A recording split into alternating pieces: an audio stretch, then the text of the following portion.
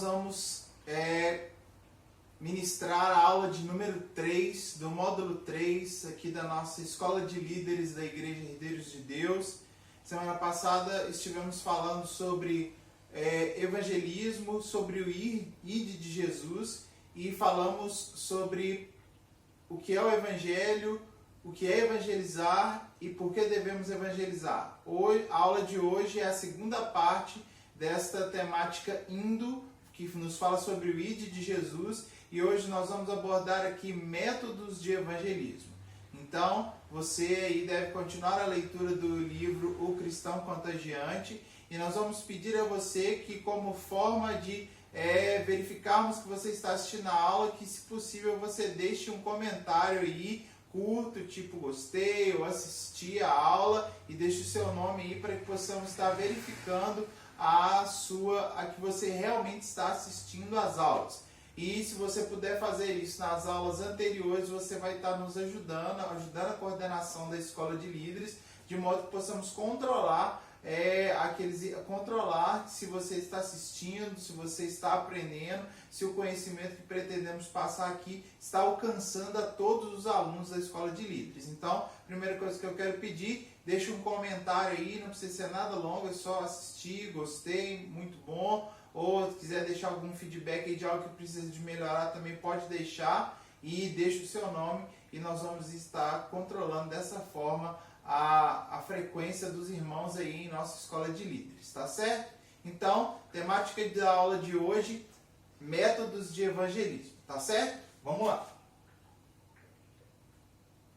Então, é a segunda parte desta temática evangelismo, que nos fala do ide de Jesus. Tema da aula de hoje, métodos de evangelismo. E a primeira coisa que eu quero falar aqui é sobre o testemunho pessoal. Uma das melhores maneiras de você evangelizar pessoas, que, como dissemos semana passada, nada mais é do que falar de Jesus Cristo, oportunizar as pessoas, elas receberem a Cristo como seu Salvador, é falando da sua história, é falando de como o Evangelho alcançou a sua vida. Muitas pessoas chegaram a Jesus e vão continuar chegando através desta maneira, através do evangelismo pessoal de um outro cristão. É importante que frisemos que o evangelismo pessoal a pessoas conhecidas é muito mais eficiente do que uma pregação, do que uma pregação num culto, do que uma pregação assistida na internet, através de outras situações, através de um estudo bíblico, de campanhas evangelísticas de um pregador que a pessoa não conhece. Ouvir de Jesus de uma pessoa que é próxima é a melhor forma, é o melhor método, é o mais produtivo método de evangelismo que temos hoje em dia. E isso vai culminar na frequência da pessoa em uma célula que você vai convidar ela, tá certo? Então, a primeira coisa que quero dizer aqui é como você pode trabalhar o seu testemunho, sendo se o testemunho é uma das formas mais eficientes de evangelizar que temos hoje. Você deve trabalhar o seu testemunho, você deve ter ele esquematizado na sua cabeça e você deve falar ele de uma forma fluida para alguém que você quiser testemunhar. Então, a primeira coisa que vamos fazer aqui é dicas de como você deve formular o seu testemunho pessoal para contar para uma pessoa. Primeira coisa é que ele deve ser breve. Não deve ser uma coisa extensa, num evangelismo, num momento ali de evangelismo pessoal com um vizinho, com um colega de trabalho. Você não vai ter um tempo de uma pregação para contar o seu testemunho. Então, você deve organizar na sua mente o seu testemunho de forma que ele seja breve. Uma coisa que é aproximadamente 5 minutos, você consiga comunicar para a pessoa que você está evangelizando como foi que Jesus alcançou a sua vida. Testemunho nada mais é do que isso. Como o Evangelho chegou até você e as mudanças que ele provocou na sua vida e como ele te faz bem e pode fazer bem a pessoa que você está evangelizando também. Então, primeira coisa, o seu evangelismo deve ser breve. Segundo, deve ser objetivo e claro. Não pode ser uma coisa extensa, mas também não pode ser uma historinha que a pessoa fique sem entender. Ele deve conter a mensagem de transformação do Evangelho e deve ter um início, um meio e o fim. Não pode ser uma história sem pé nem cabeça, né? A pessoa deve perceber, claro que você estava sem Jesus, no meio da história Jesus alcança a sua vida e que depois o evangelho na sua vida provocou coisas muito boas. Então, ele deve ser objetivo, simples e claro, deve ser uma história com início, meio e fim e deve frisar os benefícios que o evangelho provocou na sua vida. Então, isso a gente consegue fazer assim, sem treinar, sem escrever, sem pensar, sem elaborar? Não. Então, uma dica que nós estamos deixando aqui é: escreva o seu testemunho, leia, estude, de forma que você grave ele na sua cabeça para que você possa falar para a pessoa. É como a aula aqui, não tem como eu chegar aqui, olhar para os slides e sair falando sem antes olhar, preparar, esquematizar, fazer a aula acontecer na minha cabeça para que eu possa transmitir ela para você. E talvez você pense assim, ele está fazendo isso com facilidade. Estamos aprendendo, né? Então, está sendo desafiador fazer esse trabalho com você aqui, então a preparação está tendo que ser maior. É a mesma coisa de você quando for evangelizar. Se você se preparar, se o seu testemunho estiver gravado na sua mente, você vai conseguir falar ele de forma fluida, sem engasgar, sem ficar nervoso. E é muito interessante porque é a sua história. Então, o bom do testemunho é que ele é a sua história. Então, é só você treinar, organizar, que você vai. Isso pode ser uma excelente ferramenta de evangelização que você vai ter, ok? Segunda coisa aqui, coisas que você não deve fazer quando você estiver falando do seu testemunho pessoal. Não evite falar sobre igreja, sobre organizações, sobre pessoas, sobre partido, sobre político. Isso pode ser uma conversa que você vai ter num outro momento, na hora de evangelizar, de falar de Jesus para alguém, de contar o seu testemunho. Isso não deve ser inserido. Evite o máximo que você puder falar sobre igreja, sobre denominação, sobre organizações, sobre política. Foque na sua história.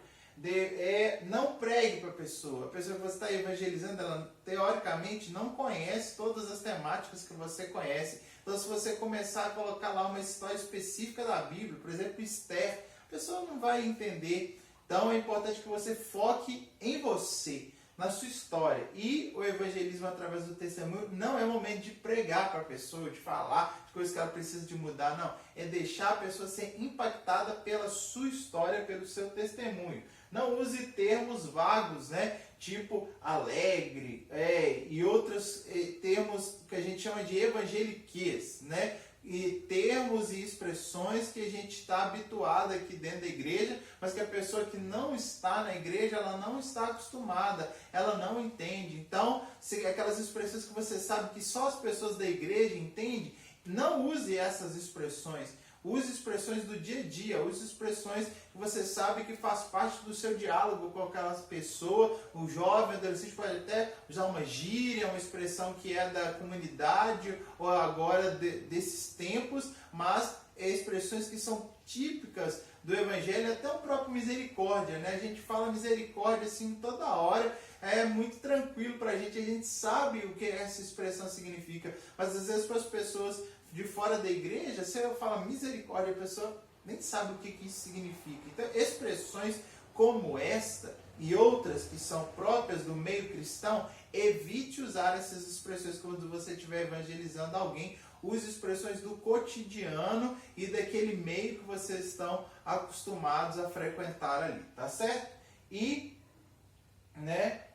usar termos bíblicos sem explicar. Salvo, pecador, morte eterna, vida eterna. Se você não tiver condição de explicar esses termos, não use termo nenhum que você não vai ter condição de explicar naquele momento. Como eu vou repetir aqui, use expressões simples do cotidiano e que você tem convicção de que a pessoa vai estar entendendo. Certo? Então, construa sua história, treine ela, decore ela, faça ela ficar compacta, use ela de uma maneira que você consiga ser conciso nela, né?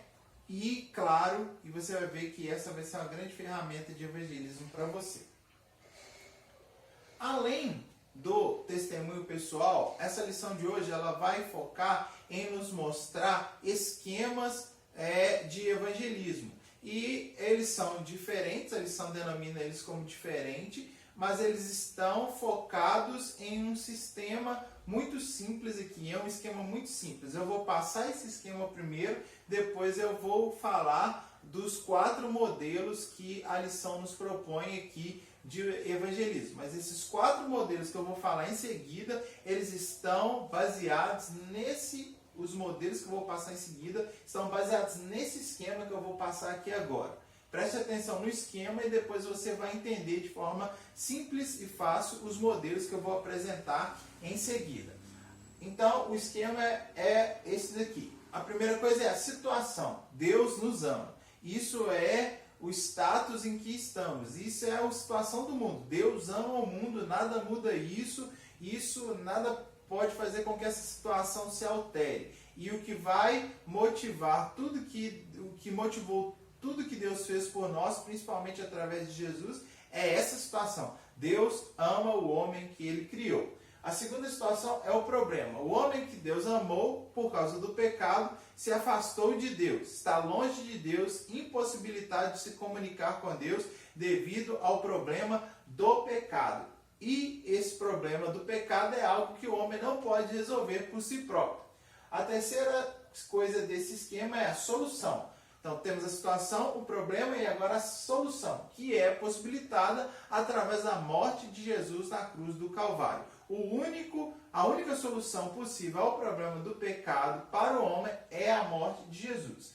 Sabido dessas 3 primeiras situações, que Deus nos ama, que o homem é pecador e de que há uma solução para esse problema do pecado, o homem deve tomar uma decisão que é a de receber essa salvação crendo em Jesus Cristo como Senhor e Salvador de sua vida, entendendo que os seus pecados só podem ser perdoados e sua comunhão com Deus só pode ser restaurada através da fé dele no Filho de Deus como Salvador e na eficácia do sacrifício de Jesus na cruz do Calvário. Então, os modelos de evangelização que vamos ver em seguida estão baseados nesse esquema.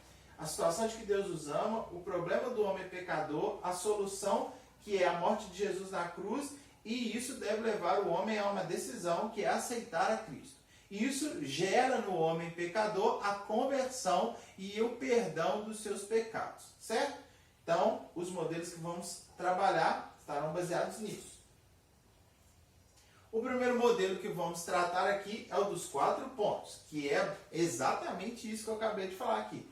É muito importante você dominar isso para que você consiga transmitir isso de forma clara, segura. As pessoas vão questionar isso que você está falando? Provavelmente você encontrará pessoas que vão questionar todos esses 4 pontos aqui que eu estou passando para você. O que te traz segurança, o que faz você não ficar com vergonha, o que faz você ser eficiente na comunicação dessa mensagem é você acreditar nela e estar seguro daquilo que você está falando. Você, mesmo que isso te seja apresentado algum questionamento, você tem que ter segurança de se manter firme nas posições que você está defendendo, tá certo?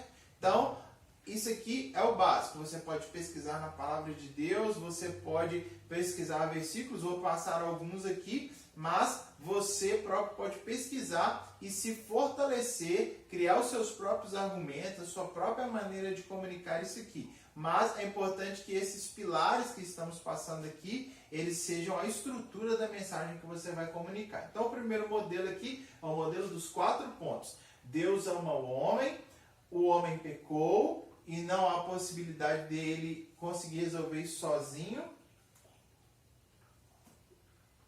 Jesus morreu por nós, é a decisão, é a solução desse problema, e o homem precisa tomar uma decisão. Isso não vai acontecer de forma automática. É a decisão do homem por Jesus que o possibilitará chegar à salvação.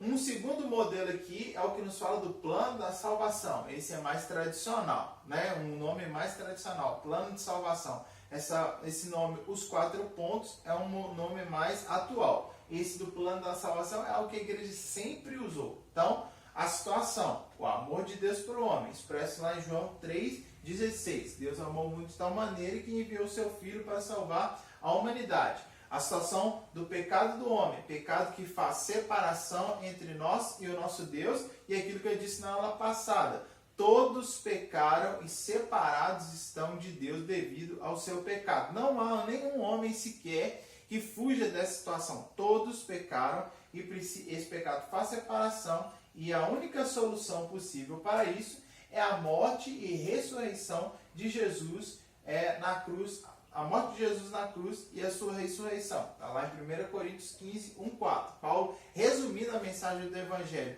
o Cristo morto na cruz e ressurreto é a solução para o problema do homem pecador, cabendo a esse homem receber isso, tá certo? E o perdão de Deus para o homem, em Romanos 9, 10. Se com a nossa boca nós confessamos, se com o coração cremos e com a nossa boca confessamos, fazemos jus ao perdão de Deus e à salvação que Ele conquistou para nós. Então, é importante, sempre haver esse momento da declaração de decisão. O homem precisa crer no seu coração e confessar com a sua boca, tá certo? Isso pode acontecer na célula, pode acontecer sozinho, mas é importante que o homem expresse, declare a sua fé em Jesus. Se ele, no momento em que ele aceita Jesus, não fizer, ele vai fazer isso no momento do batismo. Mas é importante que a decisão que o homem toma, ela seja declarada a outras pessoas. Né? Não tem como a pessoa que convive em comunidade ser um cristão agente secreto. Né? Ele precisa expressar a sua fé em Jesus Cristo. Tá certo? Então, amor de Deus, pecado do homem, morte e ressurreição de Jesus e a decisão do homem que gera na sua vida o perdão de Deus. Um outro modelo baseado no mesmo esquema, das 4 leis espirituais. A primeira lei, Deus ama o homem e tem um plano maravilhoso para a sua vida. É o que eu falei, nada muda a situação de Deus nos amar. A segunda lei espiritual, o homem é pecador, separado de Deus, e ele só pode resolver isso conhecendo o plano de Deus para a sua vida. A terceira lei espiritual, Jesus Cristo é a única solução para o homem pecador. E por meio dele nós experimentamos o amor e a reconciliação com Deus. Então, é importante sempre frisar isso. Jesus é a única solução. A quarta lei espiritual aqui, precisamos receber a Jesus. Ou seja, é importante que você entenda isso. Não é automático. É algo que o homem tem que decidir, declarar, expressar. Então, um outro modelo com um nome diferente aqui. As 4 leis espirituais.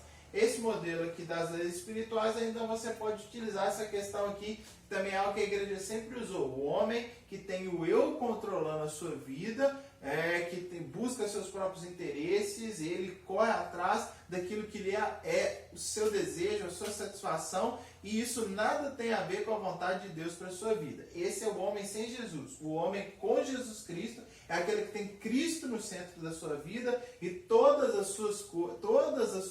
tudo na sua vida gira em torno da vontade de Cristo e do plano dele para a vida desse homem salvo e a missão que ele tem para esse homem salvo, tá certo? Então, deixamos de ter os nossos próprios interesses no centro da nossa vida e passamos a ter a vontade e o plano de Cristo para nós como centro, e isso vai influenciar quem somos e tudo aquilo que fazemos, planejamos, a maneira como nos comportamos. Cristo no centro da nossa vida irá influenciar tudo em nós, tá certo? Então, é a vida cristocêntrica, né? É a vida do homem salvo. O homem sem Deus, ele tem o seu próprio eu no centro da vida, e o homem salvo tem Cristo no centro da sua vida. E isso é gerado pela decisão do homem de receber a Cristo como Salvador. Precisamos todos estar nesse segundo modelo aqui. A vontade de Deus para o homem é que todos estejamos nesse segundo modelo.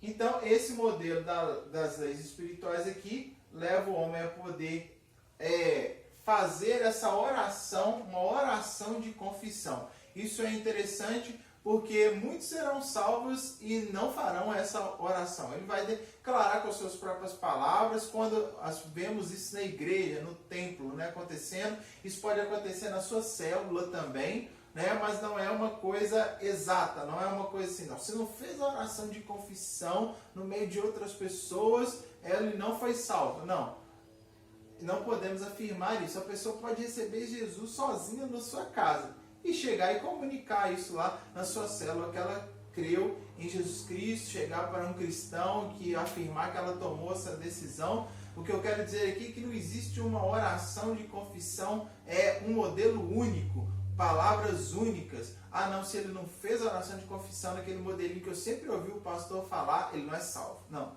isso não existe, né? Essa oração de confissão é algo muito particular, algo muito pessoal e que cada um pode fazer da sua maneira. Você declara, você que vai ser um líder, você ter a sua oração de confissão formulada na sua mente, obviamente que é muito importante, né? Pense, né, nas orações que você já ouviu, formule a sua própria oração de confissão, caso você precise de usar ela lá na sua célula. Mas às vezes a pessoa poderá chegar lá já falando, eu já tomei essa decisão. E o que você vai ter que fazer é abraçá-la, recebê-la e confirmar isso na vida dela. Mas caso alguém chegue, eu gostaria de fazer a oração de confissão aqui, juntamente com os irmãos da célula, esteja seguro nisso também. Você que vai ser o líder, a palavra que tem que definir você é segurança. Segurança para explicar, segurança para falar, segurança para fazer uma oração de confissão. A pessoa tem que perceber que você está seguro no que você está fazendo. Então, é importante a gente estar preparado para todas as situações. Reagir com naturalidade caso alguém chegue dizendo para você, eu já aceitei a Jesus, eu já entreguei minha vida para Ele. Ótimo, confirme isso na vida da pessoa. Se a pessoa quiser, olha, eu gostaria de fazer aquilo que vocês sempre fazem, uma oração de confissão. Tenha a sua oração de confissão formulada na sua mente para que você use ela lá na célula, caso isso seja necessário. E algo que eu julgo mais importante ainda, saiba dar as primeiras instruções, as primeiras palavras à pessoa que receber a Jesus através da sua vida, através da sua célula. Essas informações são as seguintes: Cristo entrou na vida da pessoa e ela agora passa a ter o Salvador nela. E outra coisa, os pecados dessa pessoa foram perdoados. A confissão e o receber a Jesus como Salvador provoca na pessoa perdão imediato de todos os seus pecados. Ah, eu fiz coisas muito ruins. Não, eu era uma pessoa tranquila. Não importa qual seja a situação da pessoa. Ela confessando os seus pecados, recebendo a Jesus, ela alcança perdão de todos os seus pecados. Obviamente, o perdão dos pecados não gera na pessoa uma fuga das consequências de coisas erradas que ela fez no passado. Isso nós não podemos dizer. Às vezes as consequências permanecerão, mas ela está perdoada de todas as situações erradas do passado, e caso Jesus se manifeste para levar a sua igreja, aquela pessoa está em condição de ir morar com Deus para sempre.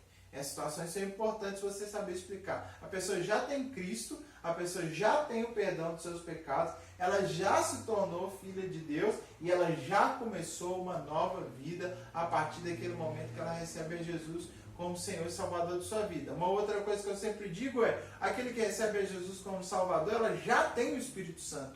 Foi o Espírito Santo que a convenceu de que ela precisava de Jesus. Então, a partir do momento em que recebemos a Jesus, temos Cristo no nosso coração e o Espírito Santo passa a morar em nossas vidas. Saiba dar essas informações, saiba explicar isso para a pessoa. Isso é muito importante para que a pessoa perceba que ela faz parte. Tudo isso que eu estou falando aqui são informações que permitem você dar segurança à pessoa de que a decisão que ela tomou valeu, que ela não vai precisar de repetir aquilo de novo, não vai precisar de fazer aquilo de novo na frente da igreja, quando ela chegar. Não, ela já decidiu, ela já tomou, todos os efeitos da salvação já estão valendo na vida daquela pessoa. Isso é importante para que o novo convertido, né, imagina, ele está começando, é tudo muito novo. Quanto mais palavras de afirmação ele recebe em relação à decisão que ele tomou, melhor é para ele, melhor é para aquele novo convertido, e isso será um papel seu enquanto líder, enquanto evangelista, enquanto pessoa que estará conduzindo novos irmãos a Jesus, tá bom? Então grave isso aqui: Cristo entra na vida da pessoa, os pecados são perdoados, ela se torna filho de Deus, ela já começa uma nova vida e o Espírito Santo já está presente na vida dela, tá certo? Informações muito importantes que você deve dominar. Um outro modelo aqui é o que nos fala das duas religiões. Uma primeira religião focada nos homens, religião dos homens. O que o homem deve fazer para ser salvo? E como já estamos falando aqui, nada do que o homem fizer gerará na vida dele salvação e perdão dos seus pecados. Então, esse é um modelo ineficaz. Um segundo modelo é a religião de Deus. O que Deus fez e faz para que o homem seja salvo. Então, isso é o que nós devemos focar nas pessoas. O que eu preciso fazer para ser salvo? Não.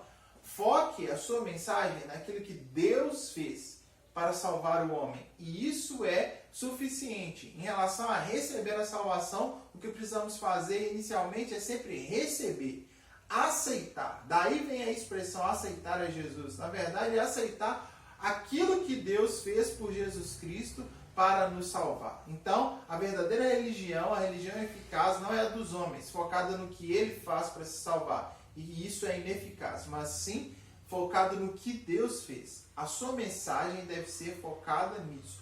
O que Deus fez e o que o homem precisa fazer, que é simplesmente aceitar. Daí as outras coisas, as outras atitudes e a nova vida que ele vai ter, tudo isso será gerado através dessa primeira atitude, que é de aceitar o que Deus fez por nós, tá certo? Então nunca foque a sua mensagem evangelística na religião dos homens, mas foque na religião de Deus, o que Deus fez para salvar o homem. Foque sempre nisso. Esse modelo da ponte aqui é algo que eu gosto muito, e a explicação dele é a seguinte, porque nos apresenta Jesus como esse acesso, como a ponte que liga o homem até o homem separado de Deus, certo? Olha só, então no primeiro esquema aqui temos o homem e Deus, afastados por um abismo, separados por um espaço que existe. Esse espaço é provocado pelo pecado. O pecado é o abismo que separa o homem de Deus. E o homem nada pode fazer para transpor essa separação. Então, esse abismo, essa separação levará o homem inevitavelmente à morte. Então, para que isso se resolva, Jesus se estabelece como ponte, como acesso. Para mim, a expressão que melhor representa Jesus é acesso, conexão, ponte, né? O homem que não podia chegar até Deus por si próprio, agora encontra um caminho, um acesso, uma porta, uma ponte que o liga até Deus. E o que ele precisa fazer é aceitar esse caminho, aceitar esse acesso, aceitar essa porta e passar por ela. Esse esquema aqui é muito interessante, que nos mostra isso. O homem precisa passar. Para chegar até Deus, ele precisa passar pelo acesso, que é Jesus Cristo e o seu sacrifício. Ok? É um modelo que eu gosto muito, grave ele aí, ele é fácil e representa bem aquilo que é Jesus para nós. Um outro plano aqui é um gráfico, aqui algo mais elaborado do ponto de vista bíblico, né? Vai mostrar desde o início até o fim. É importante você dominar isso caso algumas perguntas surjam. Para algumas pessoas, uma explicação mais simples bastará. Para outras, você precisará de um pouco mais de argumentos, e é preciso que você domine a narrativa bíblica, a história bíblica, e é isso que esse gráfico nos mostra. Deus cria o homem para ter comunhão com ele. E esse plano inicial de Deus é rompido, é impedido, é interrompido pelo homem quando ele decide pecar, quando ele decide comer a fruta que não podia ser comida ali, desobedecendo a ordem clara de Deus, e essa queda, esse pecado, esse erro afasta o homem de Deus. O homem, ao longo da narrativa bíblica, ele tenta criar para si alternativas de, por si próprio, chegar até Deus, e a Bíblia nos mostra que elas são todas falhas, são todas frustradas e não permitem. O próprio povo de Israel e os sacrifícios de animais foi um mecanismo falho que não fez com que o homem gerasse no homem de novo essa conexão. E hoje em dia não existe mais o sacrifício de animais, mas existem outras coisas que o homem tenta criar para si próprio como alternativas falhas, né, de se reconectar com Deus. O ir à igreja, boas obras, a religião, nada disso liga o homem para Deus. São tentativas falhas. A única coisa que permite o homem, olha só, o homem está num plano e Deus está no outro. A única coisa, as tentativas do homem não permitem chegar até Deus. Só a cruz, só o sacrifício de Jesus na cruz é que reconecta o homem de volta até Deus. O homem sem Deus caminha para a morte, e o homem com Deus, quando ele chega de volta a Deus, então ele passa a caminhar para a vida na eternidade. O homem sem Deus caminha para a morte eterna. O homem reconectado com Deus caminha para a vida eterna. Então, domine isso, né? Você vê que é algo que é a história de toda a vida. Aqui Gênesis, aqui Apocalipse, aqui Velho Testamento, aqui o momento em que Jesus chega nos Evangelhos e daqui para frente Novo Testamento. Então, são coisas que a gente precisa ir melhorando, aprendendo mais, tá certo? Então, veja essa aula, nós vamos mandar esses slides para vocês aí no grupo de WhatsApp, veja esses slides, domine o assunto para que, como eu falei, você tenha segurança. Nós, irmãos, eu quero dizer uma palavra aqui para você, da parte de Deus, assim, que nós estamos vivendo um tempo de grande colheita. Nós estamos crendo que tudo isso que estamos fazendo, esse esforço que estamos fazendo é para que você seja inserido nesse tempo de ganhar pessoas para Jesus Cristo.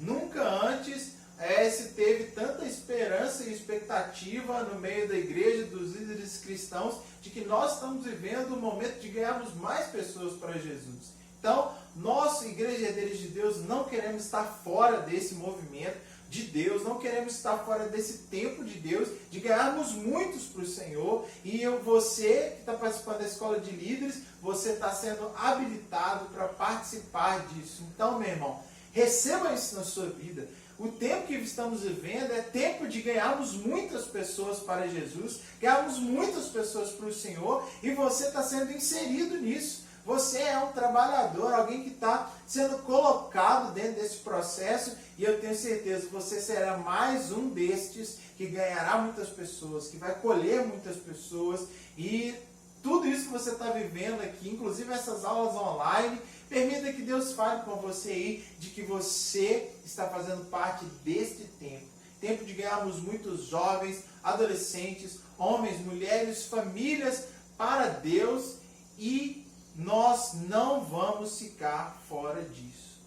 Que o Senhor confirme aí no seu coração, assistindo essa aula agora, de que você está sendo inserido nesse tempo.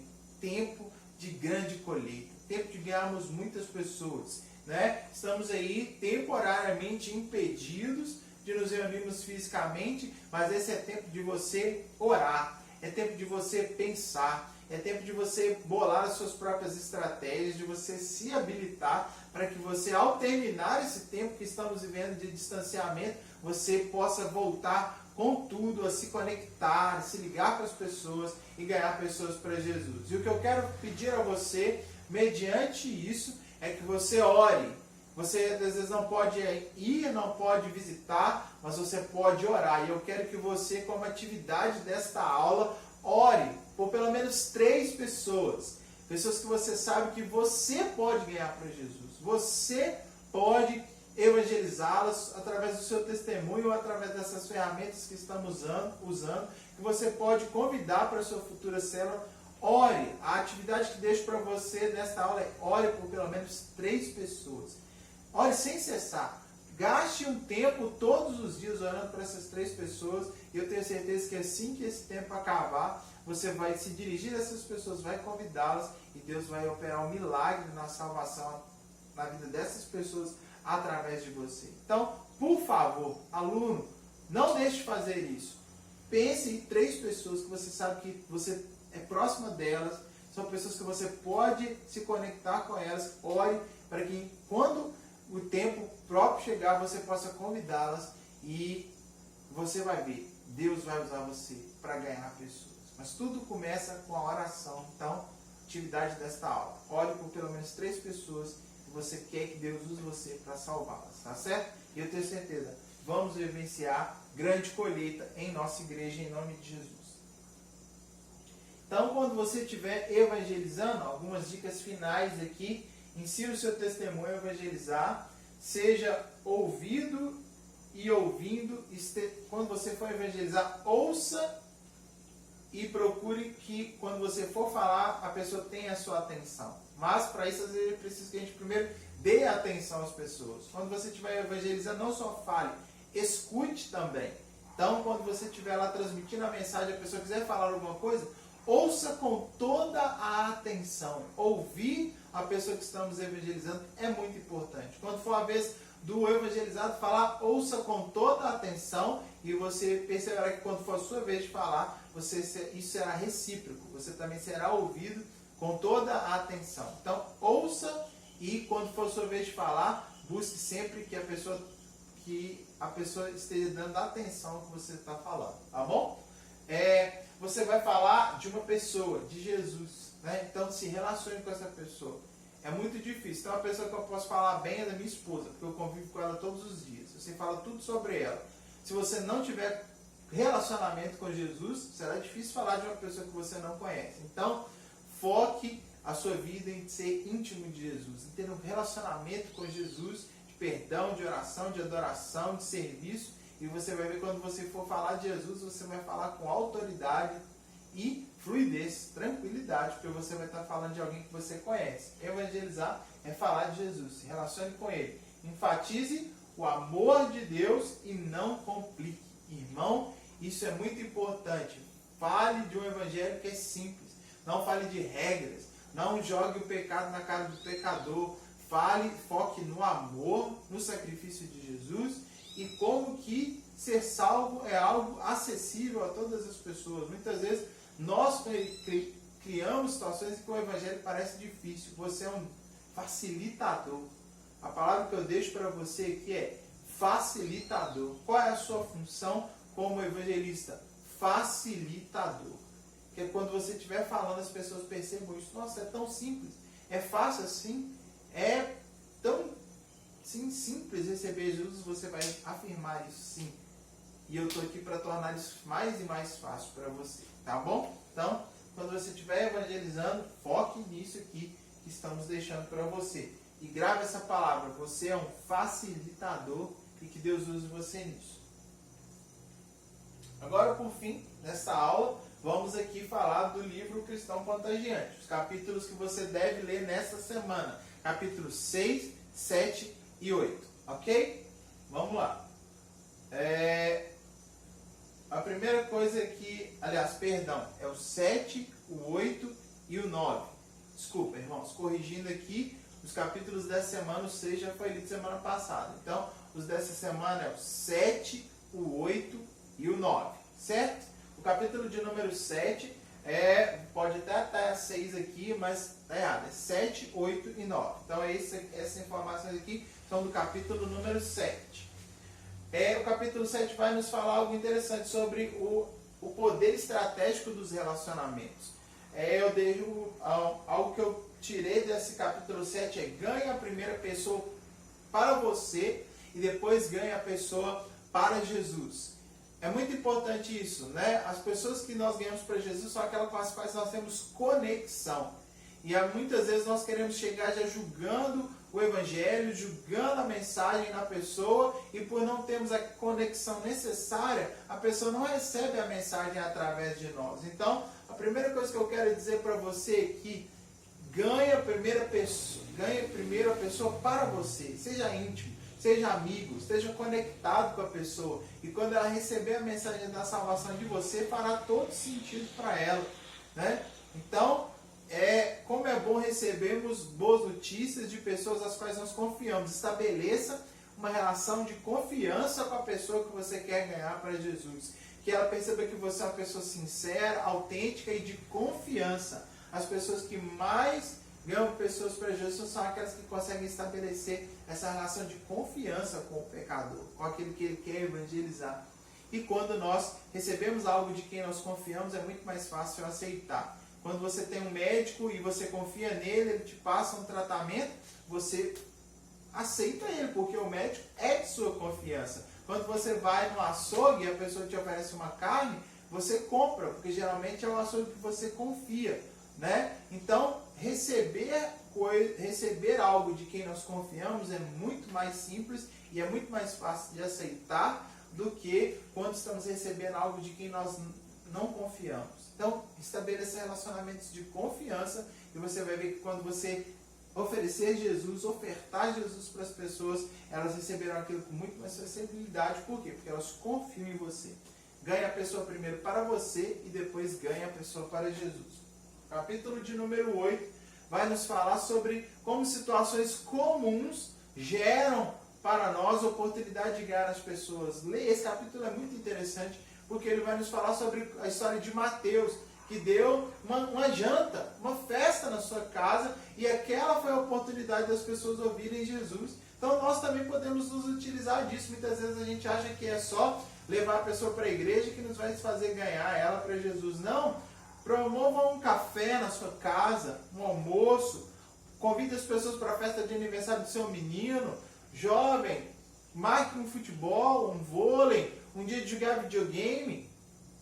Chama as pessoas que você quer ganhar para Jesus e utilize dessas situações corriqueiras que a princípio nada tem a ver com o pregar o evangelho como oportunidades de falar de Jesus. Imagina você, adolescente, jovem, jogando um videogame, um futebol, um jogo que você e seus amigos gostam, e naquele ambiente ali, depois tem um lanche, e naquelas oportunidades ali, entre uma partida e outra, você vai falando de Jesus para os seus amigos. Senhor, senhora, um dia de assistir um jogo juntos, um dia de ver um filme juntos, um dia de comer uma coisa que você sabe fazer, gostoso, um bolo, uma comida, um lanche. Você chama a pessoa para comer o lanche, participar de um momento de comunhão na sua casa, e ali aquela situação que a princípio parecia despretensiosa, é uma ótima oportunidade de você falar de Jesus. Então, valorize isso. Né? Não é só a reunião da célula, não é só o culto na igreja, que é a oportunidade de convidarmos as pessoas. Promova eventos para ganhar as pessoas para você e use desses eventos de maneira estratégica para ganhar as pessoas para Jesus. Durante a leitura você vai ver que o autor foca nisso, e eu quero que você preste atenção nisso, porque isso são o quê? Estratégias. Estratégias. A escola de líderes é um momento de receber instrução e estratégias para ganhar pessoas para Jesus. Então, preste bastante atenção no que esse capítulo 8 diz. E, por fim, o capítulo de número 9 vai nos falar de algo que eu gosto muito de explicar. Cada um tem o seu estilo, cada um tem a sua maneira. Eu sou de um jeito, cada aluno que está assistindo a aula da escola de líderes vai ter o seu próprio estilo de evangelizar. E é muito importante você focar nele. Né? O capítulo de número 9 vai nos falar sobre o estilo de Pedro, que era direto, confrontador, chegava, mostrava Jesus, a própria relação que ele tinha de amor com Jesus, e o tanto que o sacrifício de Jesus na cruz o impactou, levava a Pedro a ser essa pessoa confrontadora, que mostrava às pessoas que elas precisavam de Jesus de maneira bem clara, de maneira bem direta, sem rodeios, e que tinha tudo a ver com a personalidade dele. Interessante nós pensarmos isso. Como evangelistas, nós não nos tornaremos atores ou outras pessoas. Nós vamos evangelizar como quem nós somos. Então o Pedro que falava de Jesus para as pessoas era o mesmo Pedro que cortou a orelha do soldado há tempos atrás. É claro que agora com menos violência, mas com a mesma pegada, com a mesma força, com a mesma firmeza, era o estilo de pregar, de evangelizar de Pedro. Mas pense comigo, nada tinha a ver com o estilo de Paulo, que era um mestre, um intelectual, uma pessoa que gostava de explicar as coisas. Então, o estilo de Pedro era o estilo confrontador, direto, mas o estilo de Paulo nada tinha a ver com o de Pedro. Então, Paulo era alguém letrado, um homem culto, e que quando ele falava de Jesus, ele falava dessa perspectiva, da perspectiva de mestre, de professor, de ensinador, e ele fazia questão de explicar passo a passo. Tanto é que doutrinas que usamos até hoje, como a da graça, foram explicadas por Paulo. Então, às vezes, esse é o seu jeito, às vezes, esse é o seu estilo. Então, é importante que você...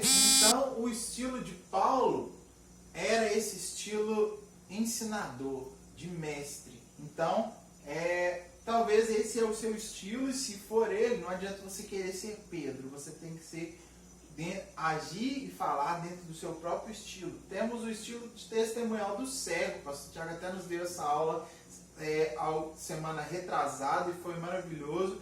A única coisa que o cego podia dizer era, um dia eu era cego, aí um dia eu encontrei Jesus, e depois que eu encontrei Jesus, eu passei a ver. Eu era cego e agora eu posso ver. E isso aconteceu na minha vida depois que eu encontrei Jesus. Às vezes, é como estamos falando desde o início da aula, o estilo testemunhal, o seu método de evangelizar será sempre focado naquilo que Jesus fez na sua vida. E se esse é o seu estilo, não adianta você querer ser um grande mestre como Paulo foi. Você vai focar, a sua mensagem será focada no seu testemunho.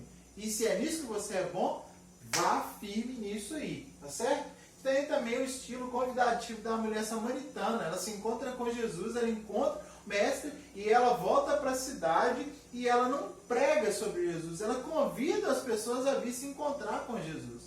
Então, às vezes esse também será o seu estilo. Você às vezes não vai ter uma pregação, um método explicativo muito rebuscado, mas você será uma pessoa que com alegria, com satisfação, com um sorriso no rosto, vai chamar as pessoas para encontrar com o Messias, e é através disso que você vai conseguir levar as pessoas para Jesus. É muito importante ter essas pessoas que convidam, que são felizes, que são extrovertidas, alegres e que conseguem chamar as pessoas para participar daquilo que elas estão fazendo. Se o seu estilo é como o da mulher samaritana, leia isso lá no livro, foque nisso e Deus vai te usar. E por fim, tem o método assistencial de Tabita, que é uma mulher retratada no livro de Atos, que fazia beneficências, que demonstrava compaixão, amor, ajudava as pessoas, fazia atos de amor, atos de assistência, de auxílio material às pessoas da sua comunidade ali, e ela era desta forma que ela ganhava as pessoas para Jesus. Então, às vezes você não é direto como Pedro,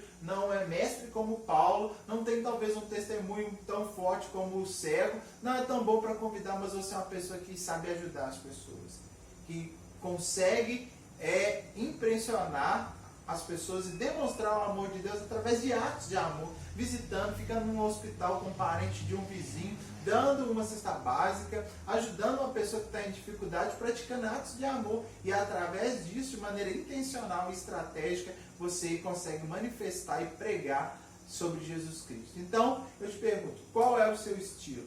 Leia lá no livro, com atenção, e pense qual é o seu estilo e deixe Deus usar você. Olha só, para concluir a nossa aula, faça parecer você mesmo. Não fique imitando as pessoas. Crie o seu próprio estilo, seja autêntico, seja você mesmo. E quando você tiver, seja qual for o seu estilo, que as pessoas percebam que você não está imitando ninguém, que você está sendo autêntico e que aquele é você mesmo.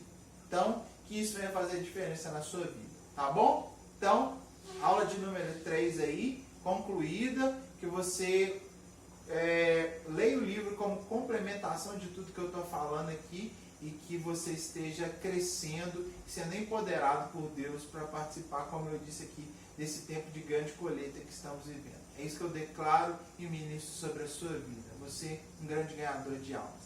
Deus abençoe você, um abraço e vamos para a aula de número 4. Deus abençoe.